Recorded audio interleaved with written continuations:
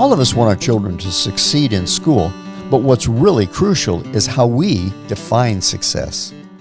Hi, my name is Rick, and I want to welcome you to this No Perfect Parent podcast. 56 men secretly gathered on a hot day in July. There was no air conditioning in the room, so it was sweltering, but they had more critical matters on their mind than comfort.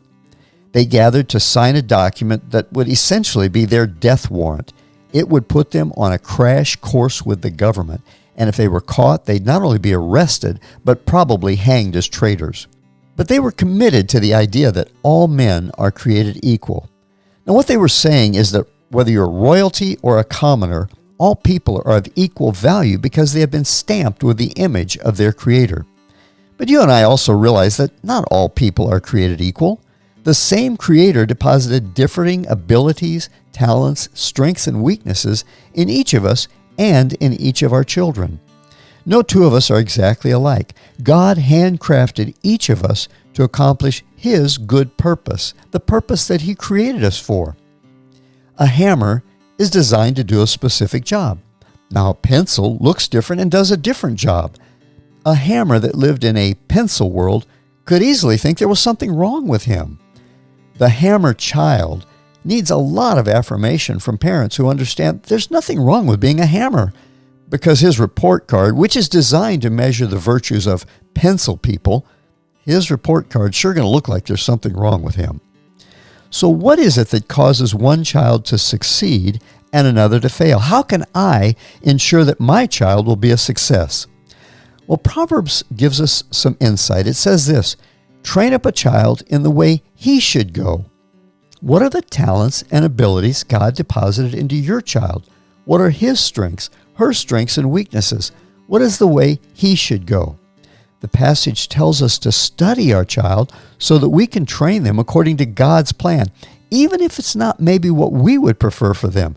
Rejoice in and celebrate the way God designed them, because you know that God's way for them is the best way for them. Now, if you have a child who gets all A+, boy, that's awesome. But if your child works hard and can only make C's or even D's, then rejoice with him over every C or D. Encourage him to do his best, but if C's or D's are his best, then rejoice in that. Don't let it drag you down, and don't destroy his or her spirit by nagging and badgering your hammer child to try to be a pencil child. Instead, encourage him to be the best hammer that honors God by being the very best he can be, the way God made him to be. We need to keep a long-term, eternal vision for our children. You see, when they stand before God, they're going to be judged on what they did with what God gave to them. At that time, salaries, savings accounts, degrees, and worldly accolades, that's not going to impress the judge. So help them to accept how God made them. Help them to be kind and generous, tender-hearted.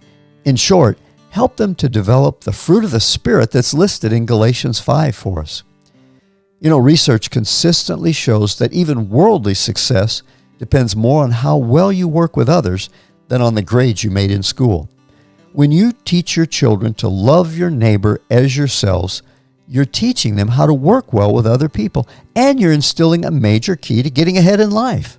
If you teach them to love God with all their heart, soul, mind, and strength, and to love their neighbor as themselves, you'll not only make them more successful in whatever career they choose, but it also makes them a success in the eyes of God. And He's the only one whose grade really matters.